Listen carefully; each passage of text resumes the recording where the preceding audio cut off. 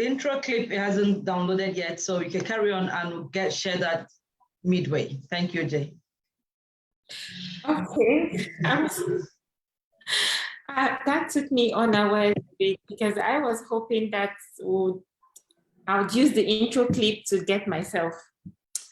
So, good evening, everyone, and good day wherever you're logging in from. We sincerely apologize for being a few minutes late. We had technical hitches here and there. I have Wi-Fi issues in the house, and Ify is also having issues in the UK. So if she is having network issues in the UK, then I shouldn't even cry. It's universal. It's a universal issue this time. Like the French would say, aujourd'hui, c'est aujourd'hui. Today, not today.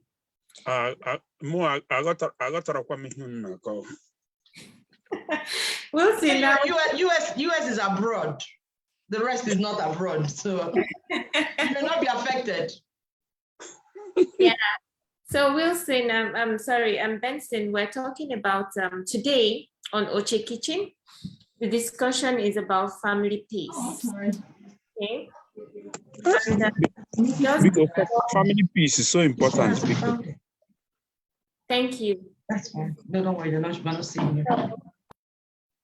Before we go into the main thing, I would like to talk about Ejemba and the family sigil. I don't know if you guys have heard about him. The family sigil stands for truth, openness, trust, and goodwill.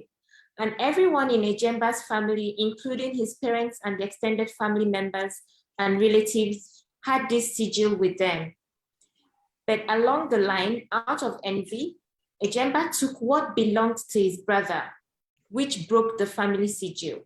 And from that moment, the family peace was disrupted, and they couldn't achieve things they were able to achieve and accomplish as a family. Aside this thing about Ejemba and the family sigil, we all know about Cain and Abel. With what Abel did to Cain, there's no way the family peace would have continued smoothly. So there are instances, whether in our own families or in the families of neighbors or relatives, we have seen things happen that disrupt family peace. So without further delay, I would like to take my very first question, which is, what holds a family together? Benson? Well, if you ask me what... Sorry, Benson, are you forgetting your tips? Don't you have any CLO tips for us today? We're already 10 minutes late, so I was going to skip that. Okay. Well, to me, I think, like you said, the peace of a family is so vital in the sense that sometimes I think for those of us that want that peace in our families, there are certain things we should overlook. They said the Bible says love covereth multitude of sin. Mm-hmm. For you to have that desired peace in your family, there are so many things that might happen. Don't just go into them. So many of them, when you try to talk about it, will bring up certain things you might not even expect. But for the peace to reign, my dear, I believe there are things that should not be talked of. Let love cover most of what we do. I can use my own Benson, sorry to cut you short. You are saying that for you, love is one of the things that holds the family together. Yes, it covered multitude of sin. Okay, then, and inside that love, somebody has to always give the blind eye. Yes, there must be a blind eye. Somebody must give that blind eye. Okay. Because if we all start to talk about so many of the things that happens, there might be issues that you might not even know that will come out from those situations. Yeah, I'm going to go to that point. I'm going to go to that point in my second question. But for now, I just wanted to know, in your opinion, what holds a family together? And you have mentioned love and the fact that we need to overlook a lot of things. A lot of things. Okay, thank you. Ify, what do you think? Actually, when you asked that question, what my head was, can you hear me? Yes. Okay. What I was thinking is, who, this person, this thing they keep telling us, who holds the peace in the family? So that kind of question of father or mother or sister or brother. Okay. But so your question is what? Who? Yes, what? Your question is what? So yeah. We're all human beings now. So why would I be the custodian? You can. That's the responsibility dumped on women. No, You hold the peace in the family. You're the woman, you're the mother, you're the wife. You have to hold it together. Anyway, let me answer your question. What holds peace in the family, right? Is that the question? Mm-hmm. Is what holds a family together? Patience. It's just patience. Patience. Yeah, Okay. Patience. Not love is not even enough to hold any family together. It's patience, as for in my own books. Okay. Thank you. That is very valid. I don't know if Wilson would want to say anything. Wilson, are you there? Okay, maybe Wilson is not close to his device. Favor.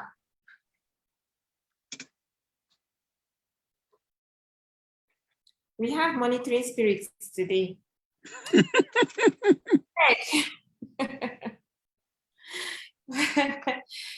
Anyways, in my opinion, like you guys mentioned, love is there, patience is there, understanding. If I do not understand what is going on with you, I might not be able to show you love. I might not also be able to be patient with you. But if I understand that, oh, you've been having migraines since yesterday, and then it's that time of the month for you, I would even give you support. Okay? So I believe that understanding has a great role to play in what holds a family together. We need to understand each other because no two children are the same. At least I can testify that you have been pregnant 3 times. And I know that those 3 pregnancies were not the same. Can you testify? Were you there? Didn't I want them 3 times? She said she can testify. So I know. testify on me. She meant is that at least you have 3 kids. Mm-hmm. Okay. So I can testify that you've been pregnant 3 times, and I put it to you that those 3 pregnancies were not the same, just like those 3 children are not identical in their behavior. Okay. You understand? So in the family, everybody is different. So if you understand that I am an emotionally needy person, while you are the gangster. I think we need to cure you of this emotional neediness. We'll have to throw you into the dungeon and bring you out again. It's follow come. I used to fight it, but I'm done fighting. Okay. I have no peace with my nature. So I don't even want to think about it anymore. It used to bother me, but I don't want to say I don't care, but there's really nothing I can do. Okay. So that takes us to the second question. From your experience or that of others, what are the things that disrupt family peace? Okay. Maybe let me still go. Some of the things that disrupt the family peace, like you said, understanding. Like you said, understanding is one. The other one is the patience. Now, for disrupted, now, like I can use myself as an instance now. I have a third brother that lives in Dubai. Sometimes when we are doing certain things in the family, he seems not to understand what every other person is saying. He will always be saying his own part. And when he does such things, I think it breaks me down. I'll be like, why is he not understanding what every other person is trying to say? And where is this coming from? That sounds like me in the family. So I was like, where is this coming from? So sometimes when he comes that way, and my other brothers would be like, I'll just tell everybody, calm down. Just leave him, let him finish. When he finishes, I will try to talk to him. Sometimes when I call him back and I talk to him, I say, come, what you post today is not something I expected from you. What's going on? He say, well, this, that. And again, sometimes, like, if there are things to be done in the village, like, in the villages, they do levy everyone in the village, whether they know what you do or not. So for me, sometimes, to make sure that nobody is like, okay, you did for this person, you're not doing for me, I tend to pay all their village dues. I'll just tell them, your dues are all taken care of. But if I pay for one and don't pay for the other person, so there will not be a situation, okay, there is divide in the family. So let's try most times not to bring divide in the family. Okay. So what do you call it? Being nicer to one person than the other can disrupt family peace. That's what you're trying to say. Yes. If you are doing anything, if you want to do anything and you think you can do it for everybody. Don't do it for one. There's a simple English for that one you speaking long English for favoritism. That's what I said. I said doing one thing for one person and not doing for the other person. Doing one thing for them. Concern you. Whether not favoritism you call them or you not call them. We are trying to explain it in the. Are you scared to use that word? No, layman's language. Layman's language. Okay, yeah. Ben. Thank you so much. Oche, before you continue, sorry, Benson, what you've just said now, you're not doing that because you love him more than your other siblings. You are doing that because you're patient and you try to understand his reasoning. Do you agree with me? Well, that's okay. Maybe that's my frame or whatever. Yes. I am so much patient. I don't go after, I don't run after anything. I'm always patient. I'm looking for a backup to something to support my answer to the first question. What holds the family together? And I said it was just patience. You banked it on love. Yeah. If we're going by what you said, that means you love that brother more than the other. I said understanding. So yeah, carry on, Oche. Okay. So I would like to ask. Yes. Can you take the question for us? It says, from your experience and that of others, what are the things that disrupt family peace? You're asking me, right? Good evening. Yes, I'm asking you, of course. Good evening, gentlemen. I don't know how many gentlemen work in the house now, and ladies. Family peace. Sometimes pressures from family members, most times, as in a couple, for instance, have to agree on rules of engagement, or families on the other side. Hello. So I know extended family members sometimes can be an issue. But then if both parties in the union have agreed on certain rules on how to handle extended family members, there probably won't be issues. So sometimes extended family members can disrupt family peace. Yes. Style interruptions, more or less. Yeah. So when you say extended family members, are you talking about your siblings or you are talking about your in-laws?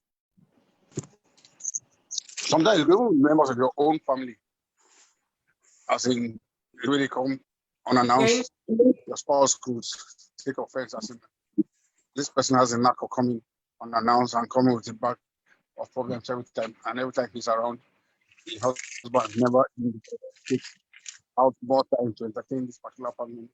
So, you women, you know, the family members that come that make you happy, and the ones that come and from the moment they set their foot in your house, you're looking to say, oh, on the mountain. Now I'm not going to see my husband for a while because this guy is around. So, but somehow there's an understanding between the man and the wife on how to handle these people. as they come and they go with the baggage of issues they come with. Family peace can always still be retained or maintained. That might take.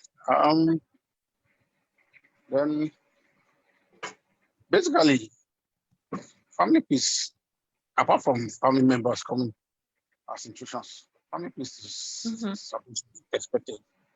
Stable union is solid. So, no, I don't see any basis for family peace being threatened. The two people in the union understand themselves and they know how to handle all different issues. The ones that probably pose as a challenge or danger might just be the one concerning extended family members. So that's my take. Okay, so we have one point now that extended family members can actually disrupt family peace. Okay. And I can add this other one, the way you relate to your children sometimes. You know, children are a blessing to every marriage, but sometimes, you see, we fall foul of proper communication skills with our kids. Between every man and wife, the children know who's the softer parent, and they know who. Some other times, you find either the mom is something hard, and then they run to Popsy. Or if on the other hand, it's Popsy who's hard, they want something, they go and cajole Mopsy to be on their side. So sometimes, if these matters are not properly handled, even children who are supposed to make the union sweet, can be a source of family friction. So I think I should add that too. Okay, thank you so much. Well, I think on the issue of the kids, I think yes, sometimes if we don't want that to be a problem between both parents, we should always support ourselves. Yeah. Support whether what the woman said looks wrong to you before the kids. Don't say yes. Always support what your other partner said, so that the kids will know that two of you will always say the same thing. If you don't have a common united front on how to tackle these challenges as they come, yeah. Because if it's concerned your children shouldn't be challenged anyhow. When your children have to understand the two of you and they know that look, this is the softer one for the two, and this even if you go to mommy will say the same thing dad said. You go to dad will say what mom said. You won't bother to go when you know what is waiting for you there. It's like when we were kids and somebody, maybe a neighbor, smacks you. You don't come home to tell your mom. You just keep quiet, because when you come back, you're going to earn more.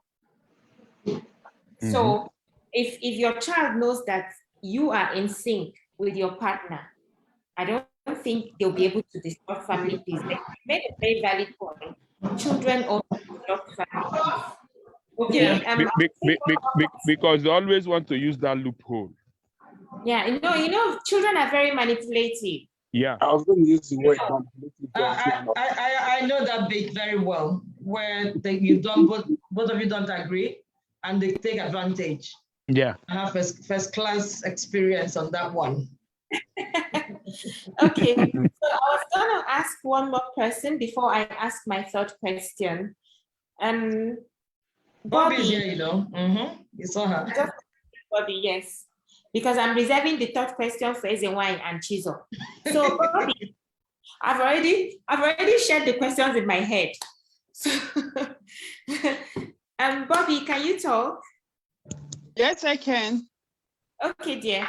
Bobby, congratulations, first of all. It's not easy to be a doctor. Dr. Bobby. Thank you. God bless. Congratulations. Thank you. Well done. Well done for the hard work. Doki with a salute. Thank you, Mr. Benson. When we grow up, we'll be like you. Yeah. Try harder to grow up. That's what we are trying. When people make venture and they succeed, and then it's a thing of joy and a thing of pride. I can actually say, oh, I know her.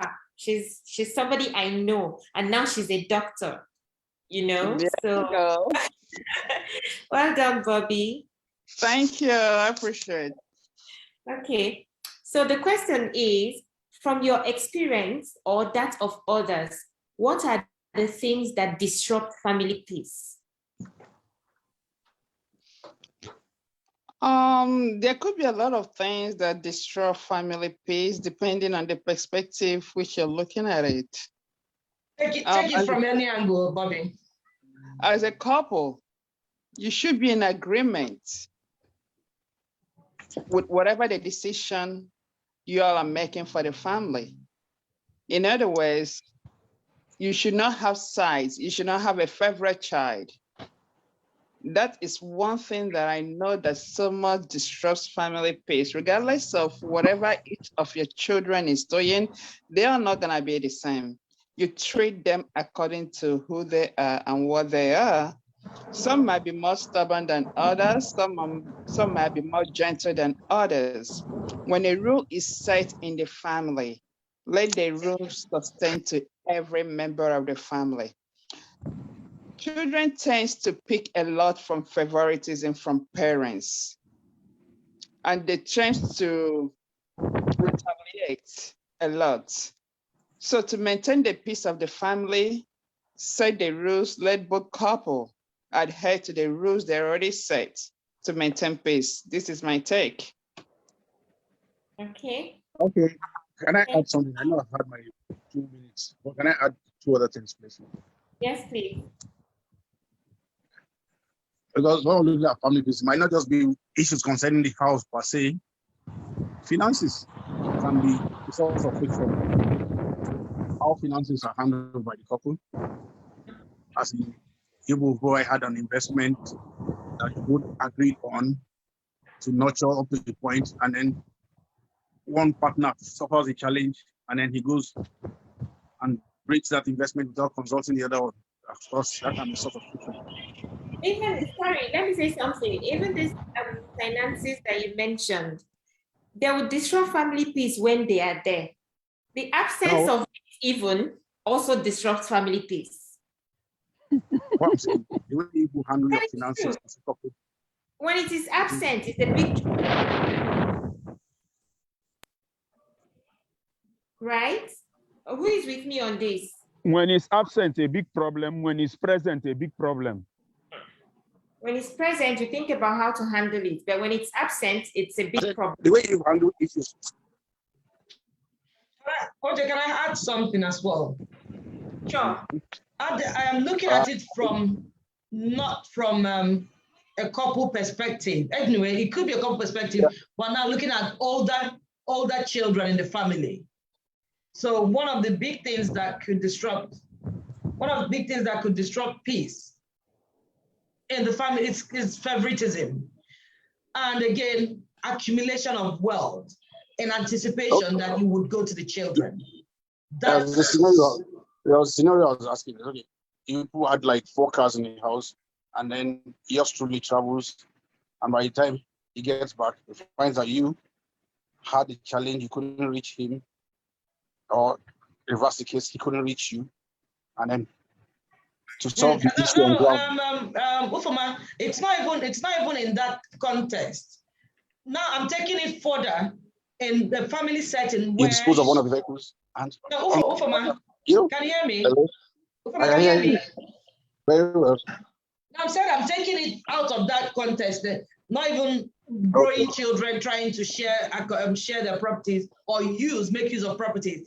I'm taking it further to when they're all adults and you know where parents die and they've got a shop there, they've got this land there. So inheritance, that is another big issue. That's another thing that disrupts peace. When parents are alive, most families are together, everything is working until somebody my goes. Experience on that one, let nobody shy away from writing a will while he or she is alive as to how properties are properly disposed of. No, I know families that wrote a will, Repet, and the family, when their father passed on, they refused to let that will go the way it was written. And as a lawyer, you can't do otherwise. If the family comes together and disagrees to the sharing, it doesn't stick. But again, I'm not saying that writing a will is a bad thing, but I know families where the will were not executed as their father left it. And today, families are in shambles and all whatnot. So it's not. On the issue of sharing properties, I think sometimes we cause the problems on this issue of properties. Each community I know in the East, they always have this system of property sharing, and that system of property sharing, if we abide by it and not bringing in the modernized way we think we share things, it causes a lot of problems. If you check from time immemorial, those our forefathers, property sharing never caused issue on them. Property sharing, because every child in the family knows where he belongs and what is his. Like in my community, whatever my mother owns is my last brother's own. You don't need to put your eye in it. It's a standard in my community. Whatever your mother owns, the last male child have it. If my father, when he was alive, gave a land to my mother, and my mother cultivates on that land, at the demise of my mom, that land automatically is transferred to my last brother. So it's the same in my community. Good. So, but our problem these days is that we are trying to modernize certain things, and it's causing a lot of problem. Because when everybody knows rightfully what it is in the inheritance of their father, there will not be problem. The general one will be shared equally, will be shared among the family, among the beneficiaries of that. But sorry, you are telling us how to share now. But do you agree that inheritance is one of the things that disrupt family peace? Yes, because we don't want to do us a formula now. Because we don't want to do it the way it's supposed to be done. Yes, inheritance is part of problem in families. Yeah, that's a very, very big one. Very big one. Very big. Very big one, yeah. That okay, they can even carry machete. Oche, back to you. Okay, thank you. My third question is sibling rivalry. How real is it, and how bad can it get? You said you reserved this for Chizo. Then now we are waiting. I didn't get that. You will still answer, but I want to hear from Chizo first. Hello, good evening, everyone. Hey, Chizo. Yeah, thanks for having me at Oche Kitchen today. Is Master there? No, Master. Oh goodness, I had to put him to sleep. Yeah, so he's not there. You didn't do Chizo, you didn't do well. Oh, Master is contributing his own quota. Oh, you don't know the battle we fought. You don't know the battle we fought, but thankfully, Master is not there. And congratulations to our newest doctor. Yeah. Yes. So. Yes. Thank you, Doc. Yeah. You're welcome. So, I mean, sibling rivalry is, I suppose, is as old as mankind. If we think about it far back as well, people who are religious. I'm just trying to be politically correct, but I'm going to give this example on the premise that we're all Christians. But I mean, even before the age, even in animals, in other lower animal species, we know that some species will want to overpower another species. So like with Cain and Abel, we know that's happened. So it's a template for us to understand why it's important and how to work around dissipating it. Of course, sibling rivalry is very much there. There's always something about having a sibling and what the sibling has or the influence they're able to exert in the family that makes the other sibling feel either self-conscious or wanting to do to upstage them or just being indifferent. So, but sibling rivalry is there. But, you know, there are many causes of sibling rivalry. There are internal and external factors. Internal factors are things that parents do by perpetuating. That's one, yeah. Yeah. Yeah, I could stay by perpetuating the relationship, the difficulties in the relationship. And if we are able to sort out sibling rivalry, then I mean, half of the problems we're talking about family peace will be resolved. because the issue about, like the previous speaker was talking about property. If people are more inclined to be more accepting about a sibling receiving more share in the family, there shouldn't be a problem. So, like I said, the issue of sibling rivalry is internal and external. For external factors, there may be other influence that will make a child or a sibling or a child in the family. When I mean a child, it doesn't have to be someone under 18, but a child in the family, to think differently about the dynamics in the relationship. So there are internal factors which can be resolved by the parents, such as one, not prioritizing one sibling over the other. Secondly, there's always a dynamic in the family relationship, trying as much as possible to balance out the dynamics and treat people a little bit different. I know it's saying having the same treatment, but for a child who's stubborn, you cannot treat them the same as a child who's quite lenient and obedient. So treating a child according to their needs. And third by not the least is just by ensuring that when you're not there, that your legacy will carry on by having an advanced directive such as will, to ensure that the instruction that you leave when you're not there is going to be carried out. But of course, there are external factors such as that coming from influence or from social media or from any other external influence outside the family. Thank you very much. Okay, thank you, Chizo. Based on what you said about treating children the same, I don't know what stage you're in, but I found out like 10 years ago what the middle child syndrome is. Yeah. And that thing, if it is not taken care of, if it is not taken care of, it breeds sibling rivalry. We feel left out. That we're not last born. Yes. Yes. That happens. That middle child syndrome, I learned about it with my first son. Okay. He felt left out. My daughter is there, then the little one who came much, much later than they did. Mm-hmm.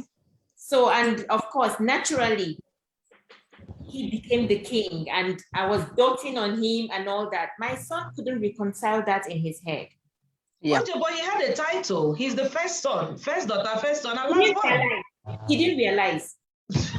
But you see, the thing is, a child sometimes. You are the first son. It didn't mean anything to him. Yes. The same thing I'm doing with my daughter. It doesn't mean anything to her. Yes. I started telling him, okay, these are the reasons, these are the perks of being a first son. I had to, like I said, if you don't handle that thing properly, at some point I was asking myself, okay, is it a good idea to have 3 kids? But I know I'm also going to have a 4th child, okay? And I knew too that I wasn't going to have just 1 child. I said to God, if it is in my power, please, I don't want 1 child. Because through no fault of theirs, their own selfishness is on another level. I don't even want to go there. So I knew that I wasn't going to be able to deal with that. I just wanted to bring it to the fore that when we're talking about not being partial with the children, we should remember these middle kids.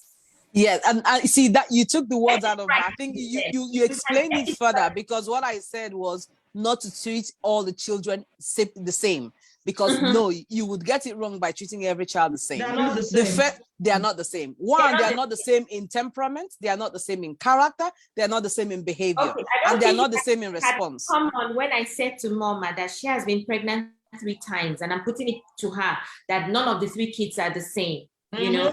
What you're saying now, when we were in school, I had a problem with the teachers patting the class and saying to everybody, all of you kneel down. I know, you'd cry. I knew I wasn't making noise. I didn't like that at all. Do you understand? Yes. And that's also what should happen in the family. You don't come into the room because everybody is jumping on the bed. You say, all of you kneel down.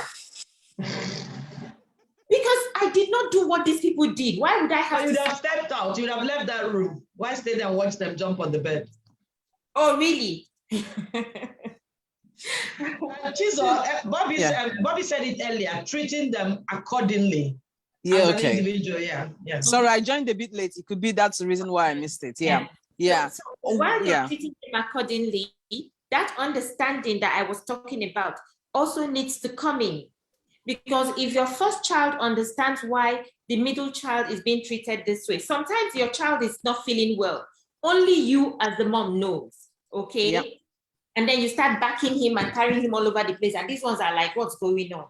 That's time for you to say, he's not feeling well. Oh. That's why I'm babying him.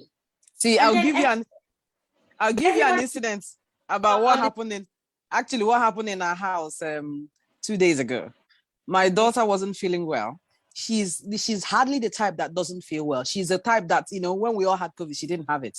That's to tell you how strong her immunity was. She wasn't feeling well. And I knew she needed care and attention. But my son wasn't having it because he's always the one who, the first son is always the one who's either not feeling well, I would get the attention. And he couldn't just marry the fact that I needed to give this person the attention. And he was minimizing her illness and saying, oh, well, illness, it's not as bad. I said, irrespective of whether or not, there's no meter to check whether or not it's bad. Because he has the franchise of being attended to.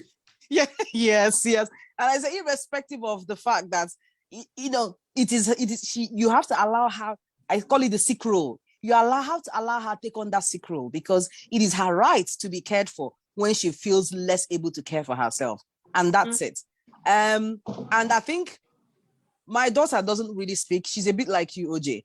So she couldn't challenge the brother.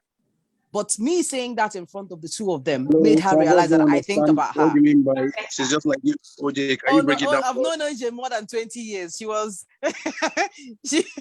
I've known her for most of my life. And that's what I'm trying to say, that she's very overly sensitive about things. Yeah. So that's how she is as well. She's not like Stevie, say it. She's not like me either. We can talk for ourselves. Yeah. Okay. So okay. Okay. I don't know. Sister Why are you still there? I'm here. Okay. So do you have anything to tell us about sibling rivalry? Hello, sis. How bad can Hey. it get? I'm sorry. Sibling rivalry and what? Yeah, in the family. It doesn't have to be your family. I mean, from other people's experiences, something you've seen happen or something you've heard. Okay. How bad is it real? And how bad do you think it can get? So I think Chizot did an amazing job describing the whole situation about sibling rivalry. I don't have much more to add. I do agree that it is real, as old as she even went back to the Bible time. I do agree with that. But I wanted to just mention something. Somebody before has stated that if we could just go along with what the tradition was before, people will not be fighting amongst themselves regarding the properties in the family or for the parents. And one thing I wanted to just mention is that people who usually say stuff like that are those that benefit. Example, in my area or most of the areas that I'm aware of, in the family, it's usually the first son who inherits everything. So I'm wondering how that is fair to the rest of the family. So you're here. A lot of times the women are the ones that help their parents also accomplish a lot of the things that they, buying properties, doing whatever they can. And then when they pass away, you're going to leave all of that to the first son because that's what their culture permits. So it's really just not fair.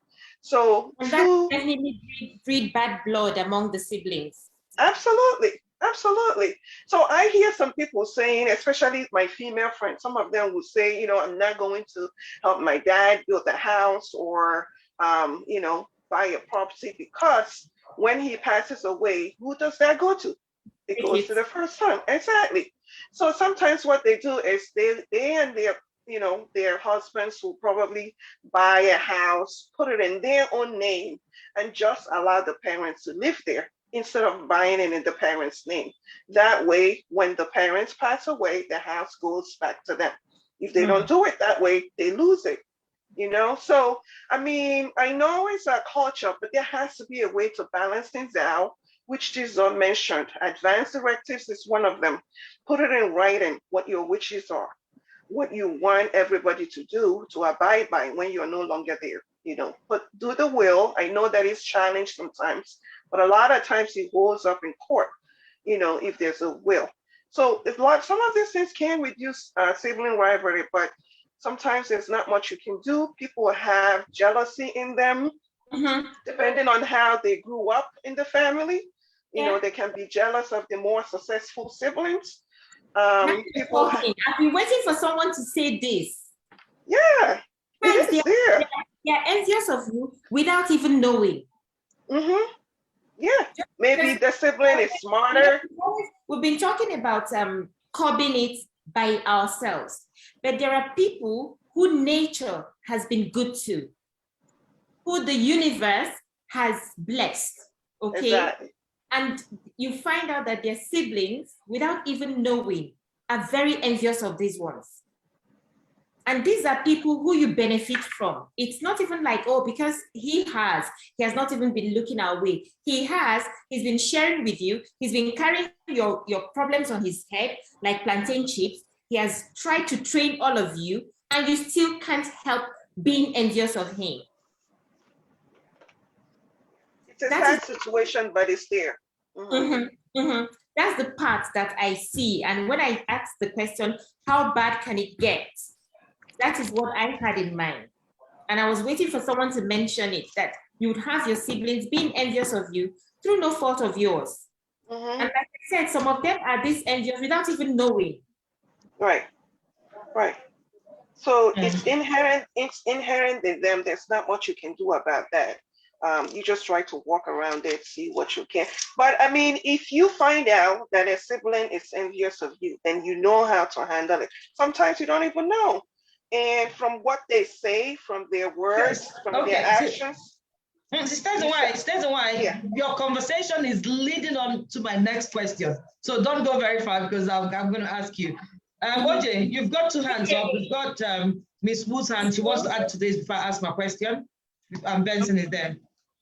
Okay, Miss Wood, go ahead.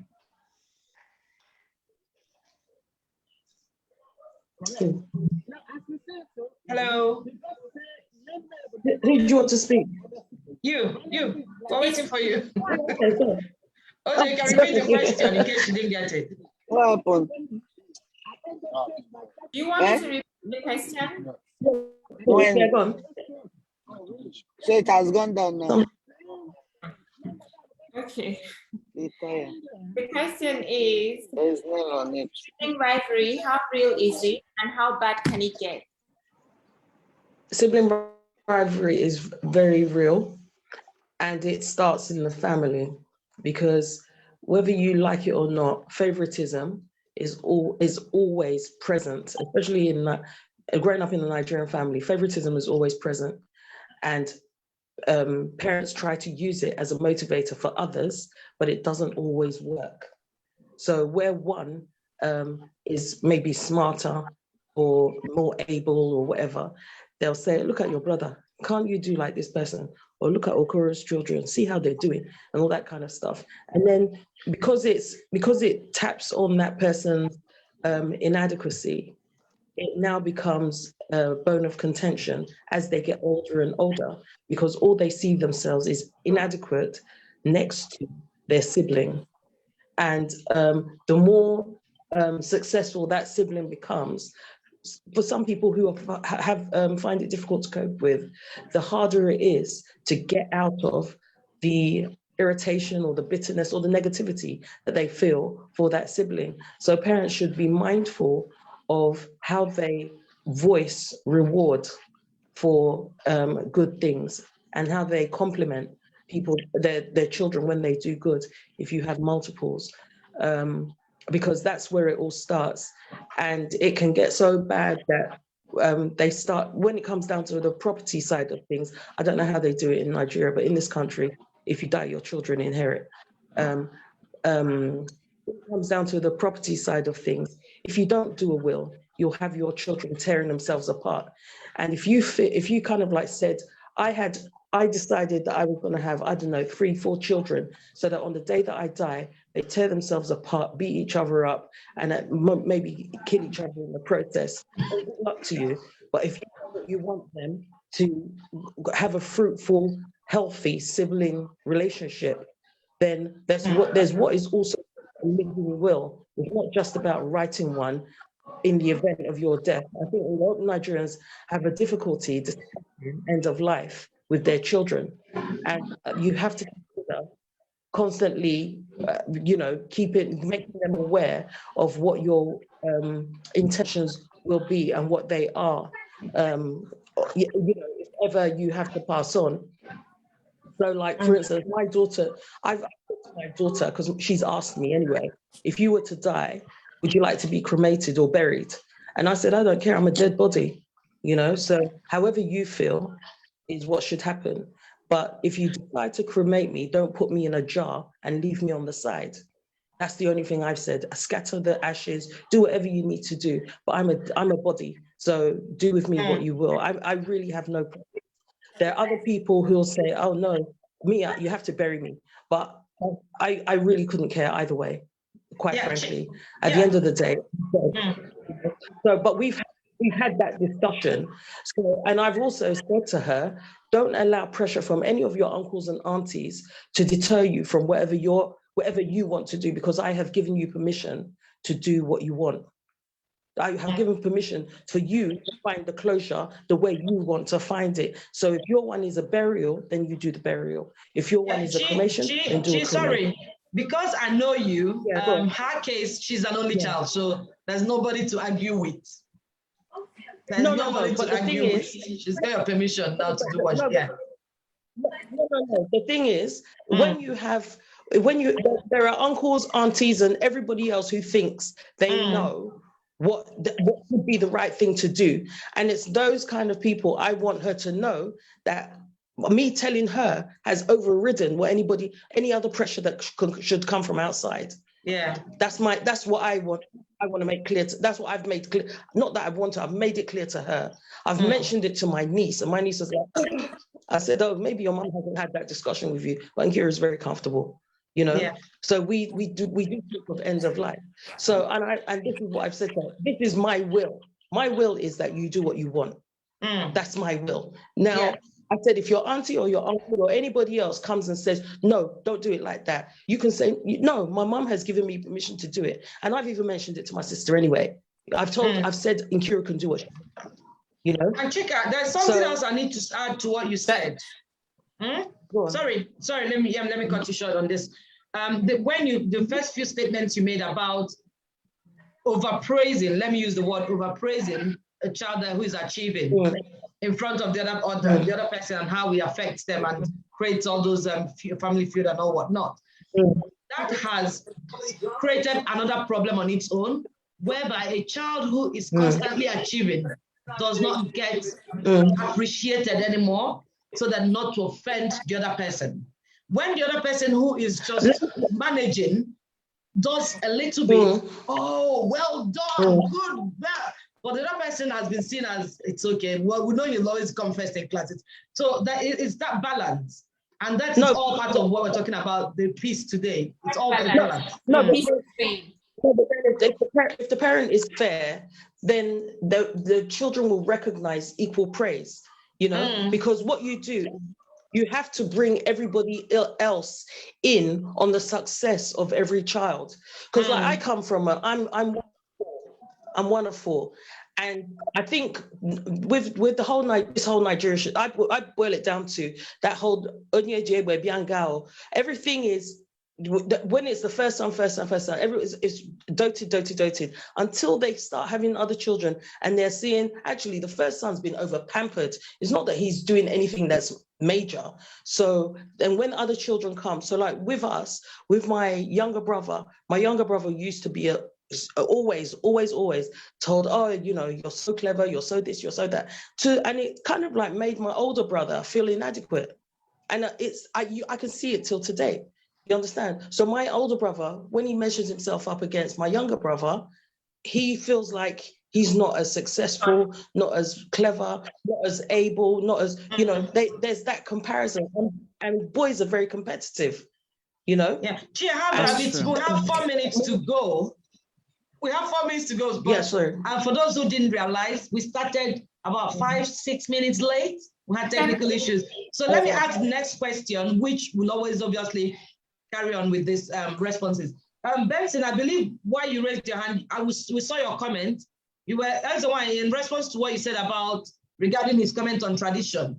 What Benson has explained is that he agrees that tradition can be modified to suit present day. And he gave an example that his two sisters have got portions of land given to them from their father's wealth. And again, each of them have got rooms in their father's house as well. So that's that one. Let me go to the next question. This is an interesting topic and it's taking the whole day. What do you suggest as a damage control for family feud? You know, we've been picking on what has been creating this and all of that. Chika, do you want to chip in quickly so we could go on? What do you suggest could be a damage control to a family feud?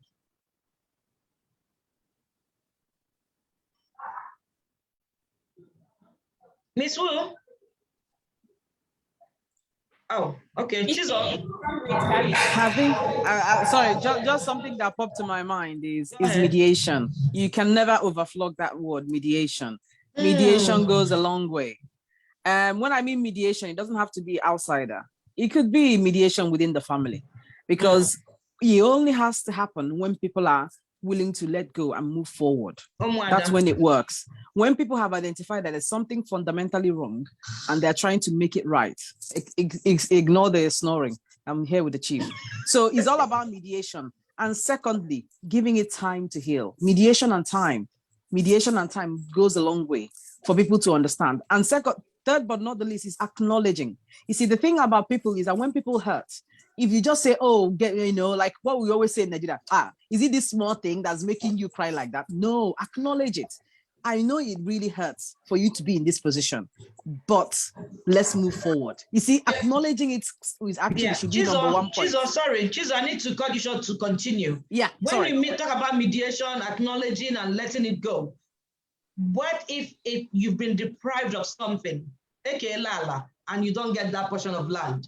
Are you still mediating with who? Will you get it back or let's forfeit it? Then let them take it. Let the boys take it. Let me tell you about my own personal circumstance. My father, my father retired as a bank manager, the defunct UBA whatever. He had lots of things. My mom built estates with him in Jos. But let's not just go in there. I did not inherit any single thing. Okay. But like I said, I've aired my view and I'm actually not interested and I've moved on. You see, like I say, it's all about, first of all, is acknowledging that there was a wrong that was done to someone. And thirdly is actually mediating. When I mean mediating, it doesn't have to be that you guys have to be all lovey-dovey. It's just so that people can have, can make peace with whatever decision that has been made. And if they want a way to turn it, they can. But if they do not want to, that should also be respected. When I mean mediation, it shouldn't be sought with the aim of people who have had something to let go of what they've had. They can only do that if they're willing to do that. So what I'm trying to say in a sense is that mediation doesn't necessarily bring forth benefits, as in material benefits, to people who are involved in the process. It's all about a process of healing, process of moving on, so that people can be what they want to be. That is it. So acknowledging it, mediating, and giving it time, it goes a long way. That's all my piece. Thank you. Yeah, thank you. Ms. Wu, do you want to say something quickly? State the why. I know you've got something to say. Sorry, my microphone was muted. Can I just put this out there? I love it when Dr. Chisel speaks. Every time I'm saying yes. Anyway, but like yeah, I totally agree. I love you too. I totally agree. I totally agree. Mediation. However, there's the mediation works when there's acknowledgement, and if there's no acknowledgement, it's so challenging because the people that refuse to acknowledge are still persisting, hurting those who say, I'm in pain, because they refuse to acknowledge the pain. And sometimes I think mediation works if both parties are willing. When it comes down to land, I know that my dad has got land in Nigeria and he sold without, without even considering myself or my sister. And all he said is that, well, since the boys don't want to know, I'm selling. And it's like, so what, you only had 2 children, kind of thing. And he'll say, well, since they don't want, he carried on. He said, well, your brothers don't want to know, sir, I have to sell it. That kind of thing. And it's like, but didn't we get a look in? He said, well, at the end of the day, if Jimenez is not there, so he just carried on and on and on. And then I just said to my sister, do you know what? Forget it. If he wants to sell it, let him sell. It's no great loss to mankind. At the end of the day, that is the way we've put it. We have put it down to God's will. So we accept that my dad will never be the person that will come to the table and sit down and mediate to say, I may have overlooked you girls and done you wrong. He will never do that. He will never do that. That's my dad. He will take it to the grave and feel that he's done the right thing, and he's done what's omenala. He's done what's Christian. When your dad was saying that, did you guys think about saying to him, Daddy, we're here, what about us? Did you ask him? Ask Ifeoma. Ifeoma knows me. I am not somebody to sit down quiet. I actually said to my dad, so what, you only had 2 kids? So he's like, well, your brothers don't want to know. I said, Dad, but did you only have 2 children? What about me and Bibi? Me and my sister? So he said, well, at the end of the day, your brothers don't want to know. And it's like, well, why does it depend on them? And my dad just did not want to pick up on, well, I hadn't considered you two, or, girls, we can't give it to the girls, or something like that. Land in Owerri, prime land. Location. Prime location. And it's like, and because my sister does a lot of frequent flying, she's been looking for land in Owerri. And my dad's gone and sold it, So I said to her, look, don't watch that. At the end of the day, it's his to give. And if he doesn't want to give it willfully, then let him give it to whoever he wants to give it, Okay. So, yeah, let me hear from the guys before I ask the last question. Uffman, you're the only one staring at me now. But what do you think could be a damage control for a family feud? You're mute.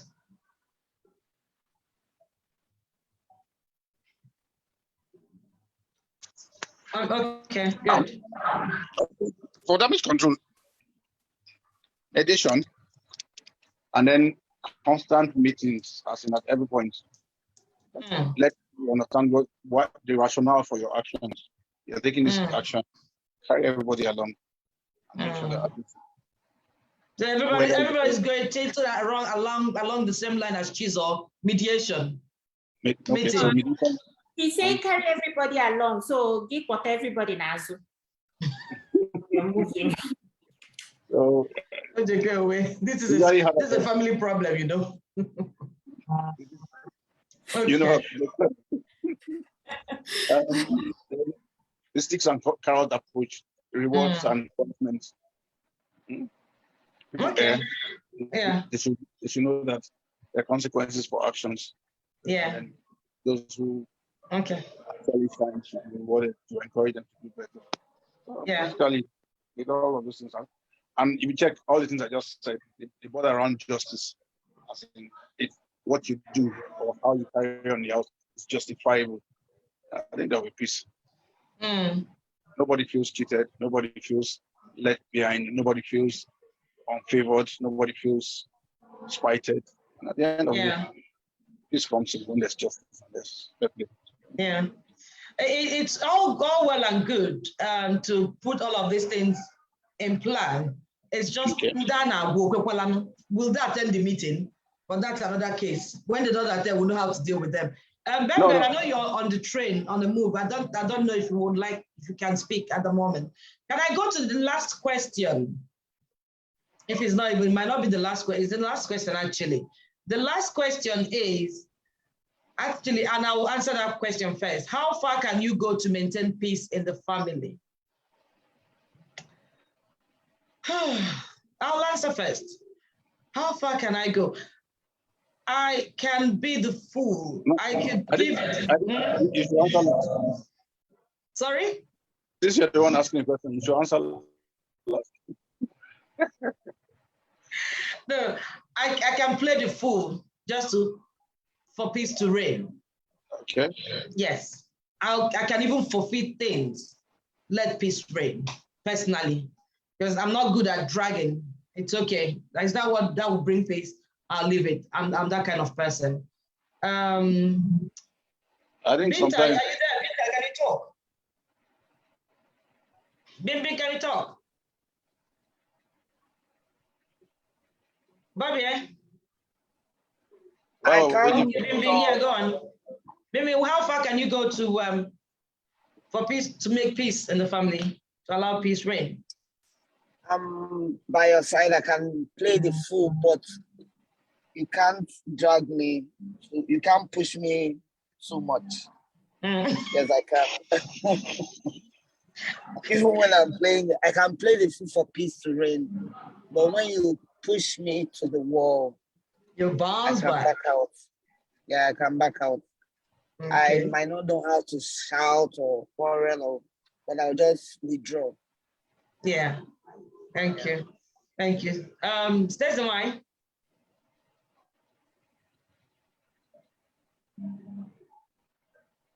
Yes, I'm here. yeah, how far can you go for peace?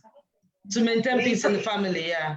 And when we're talking about this maintaining peace, not just husband and wife peace, it could be amongst your siblings when you've grown. So it's every aspect of family, what the family as we know it.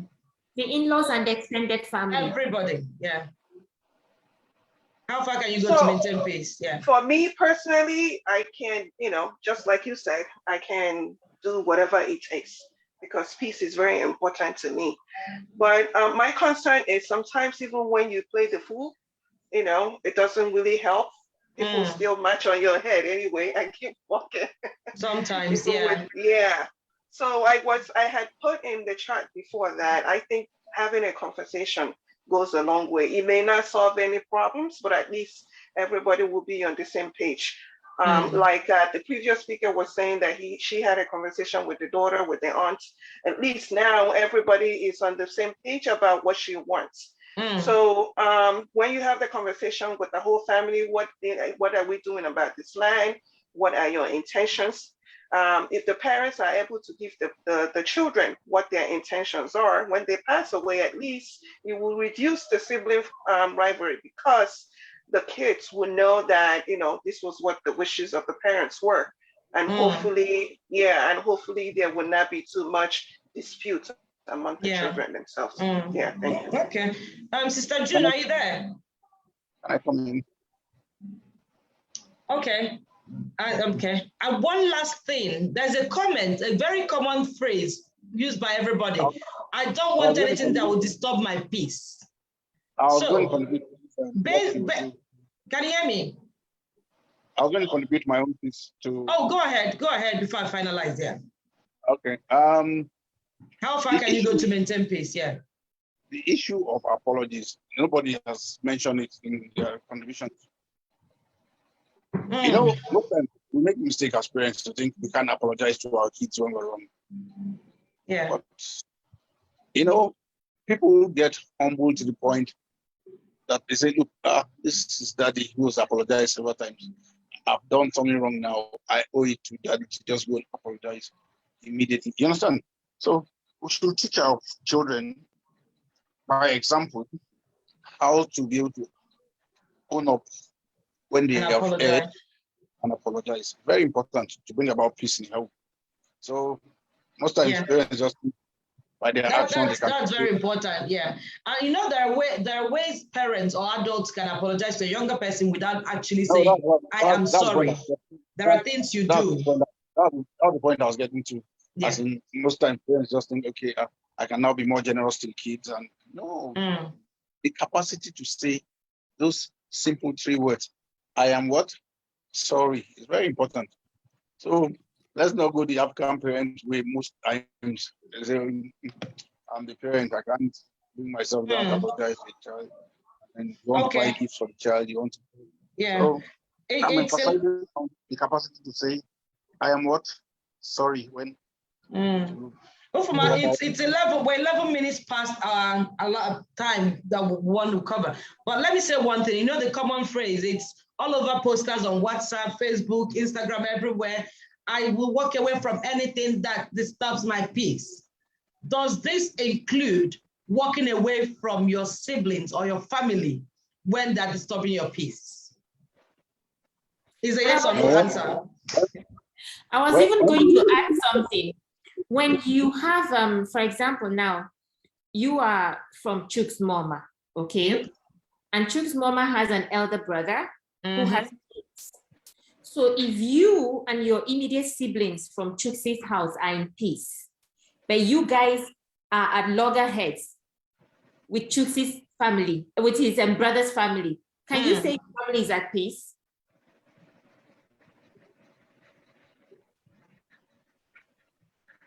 So this family peace we're talking about, it extends to the extended family.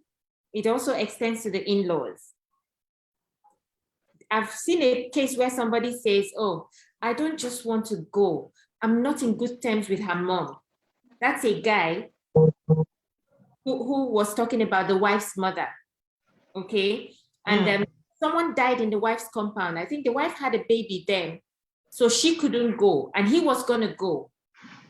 And he was thinking about how he was going to make that trip from Abuja to Benue and come back the same day.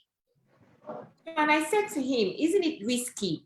They are your in-laws, you could stay then early tomorrow morning. He said, no, I'm not in good terms with my mother. I don't even want to leave the house. For me, I cannot say that they're in peace or that there's peace in that family.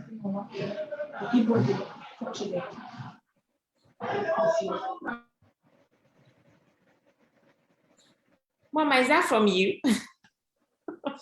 See, Oche, there's different levels of peace, you see. Sometimes it's good to have perfect peace in life. That's the aspiration. But in reality, yes, that what you're talking about is a perfect peace. Maybe in that household, he can't have perfect peace with his in-laws, but he can have perfect peace with his spouse.